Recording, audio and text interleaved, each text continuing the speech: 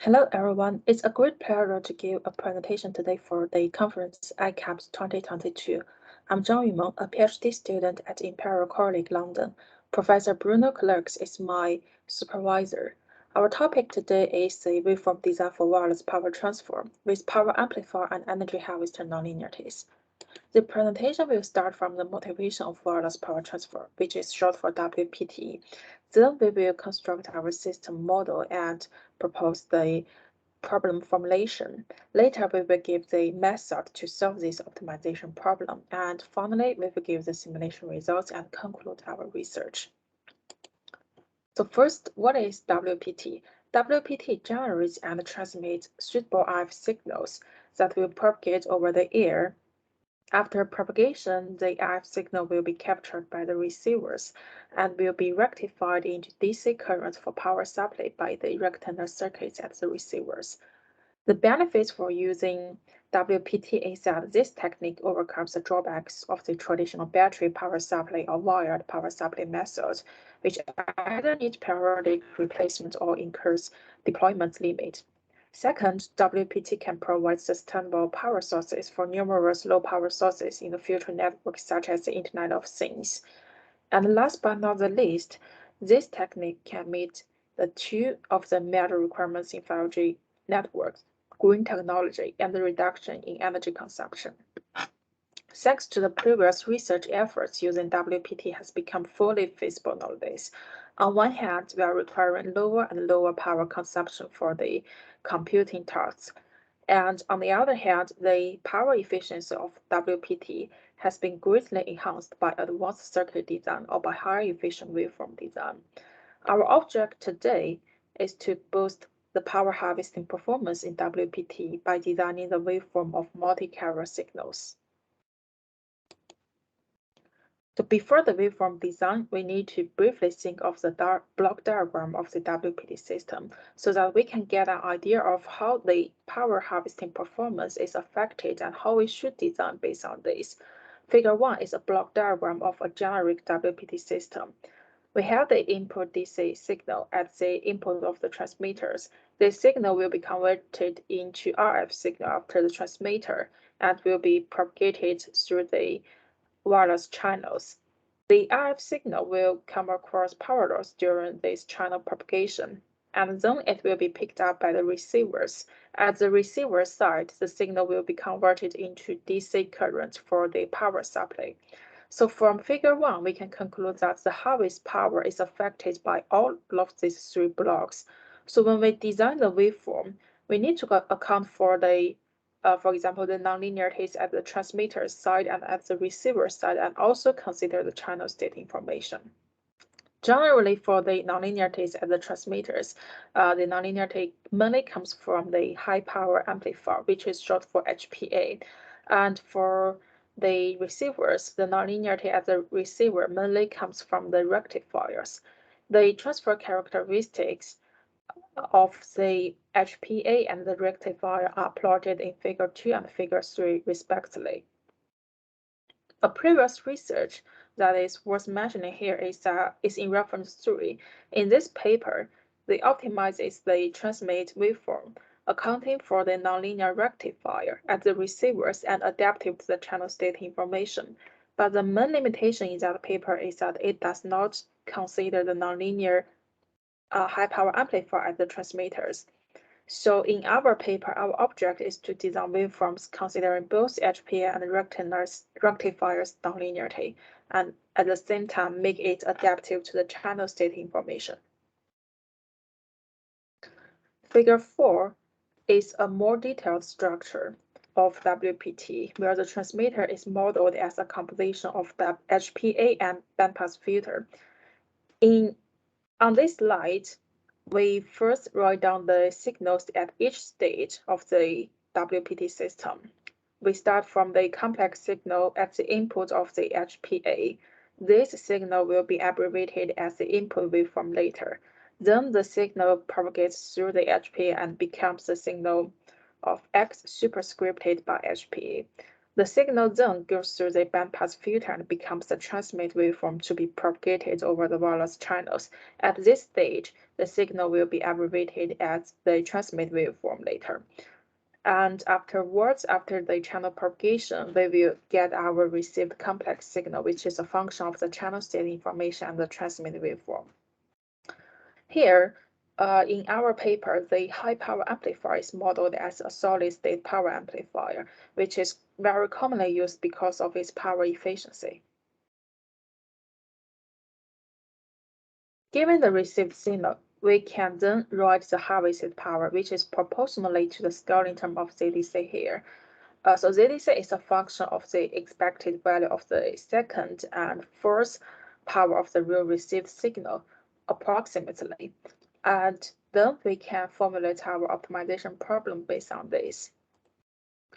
So the first optimization problem maximizes the harvest power ZDC and give two power constraints as a function of the input waveform. So the first power constraint is for the input waveform of the HPA. This is the power budget of the system. And the second power constraint is for the transmit waveform for the RF signals to be propagated because the power of the RF signal should be controlled for human safety reasons. But the issue with the first formulation is that ZDC as a function of the input waveform would be very complex to be expressed. Actually, from the previous slide, we have written ZDC as a function of the real received signal. So the term ZDC can be written relatively simple as a function of the transmit waveform. But if we want to further express ZDC as a function of the input waveform, we need to include HPA's nonlinearity in the formula, which will be super complex.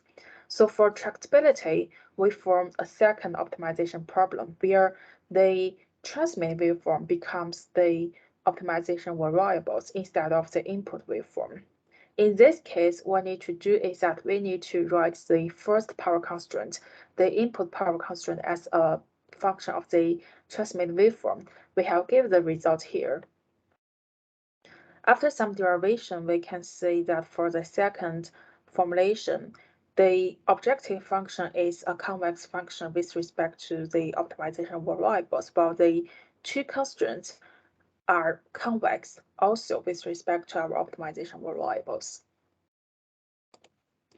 So to solve a problem that maximizes a convex objective function, there are a series of methods. In our paper, we adopt the successive convex programming, which is short for SCP.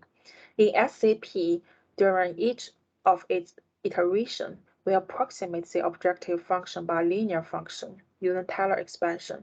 So the resultant subprogram will have a linear objective function and two convex constraints. This subprogram is complex and can be solved by the entire point method. So the whole algorithm has been concluded on the right-hand side on this slide. And now we come to our simulations. The general setup is a Wi-Fi-like scenarios. The central frequency equals to 5.18 gigahertz. For the high power amplifiers and for the rectangles, we set their related parameters as shown on the slide. And we assume a power loss of 58 dBi, and we assume an alternate gain of 2 dBi. In figure 5, the red curve represents the harvested power performance of our proposed waveform, while the black curve is the power harvesting performance assuming an ideal amplifier as a transmitter. If we compare the black curve with the red curve, we can see that the HPA's nonlinearity has a deteriorating effect on the energy harvesting performance. With a nonlinear HPA, if you observe the red curve, you can see that the harvested power saturates after the transmit power constraint reaches 10 dB watts, which is actually the HPA's saturation power. Also on this figure, the blue curve represents the waveforms that only considers the rectangle nonlinearity in reference 3. So this blue curve disregards the transmitter's nonlinearity. So if we compare the blue curve with our proposed waveform, the red curve, we can see that our proposed waveform significantly outperforms this comparison emphasizes that we need to consider the nonlinearity at both transmitters and receiver side for the optimal waveform design. Another interesting thing in Figure 5 is shown by the green curves. The green curves also don't consider the transmitter's amplifier structure as the blue curve, but the green curves will add a PAPR constraint when designing the waveform. And we can see that they get a better performance than the blue curve without this constraint. So this indicates that the nonlinear HPA prefers low PAPR signals, which also means that a low PAPR signal might suffer less edge-based degradation effect through the WPT system. A further simulation is in Figure 6. Here we plot the power harvesting performance as a function of the number of subcarriers with different saturation power of HPA. And here we can see that increasing the saturation power gives better energy harvesting performance. And if the saturation power is large enough, let's say that AS equals to 21 dB, the proposed waveform can achieve the same performance with that of an ideal amplifier. But if the saturation power is not large enough, the performance gap appears. However, as we have mentioned before, low PAPR signals is preferred by HPA, or simply speaking, high PAPR signal is more severely degraded by the nonlinear HPA. So in this case, we can see from Figure 6 that increasing the number of the subcarriers does not necessarily benefit the power harvesting performance, because usually a larger number of subcarriers will give higher PAPR signals, and we have seen that it is not beneficial for the WPT systems. And if you observe these red curves, you can find a tendency of saturation with increasing number of subcarriers. This actually is in sharp contrast with the conclusion in reference 3. In reference 3, they assume an ideal high-power amplifier, and they get a conclusion that the harvest power is always proportionally to the number of subcarriers. So again, from Figure 5 and Figure 6, we verify the significance of considering both transmitters and rectangles nonlinearity when designing the waveform. And throughout the paper, we give a solution in this WPT system. That is all for our presentation. Thank you for listening.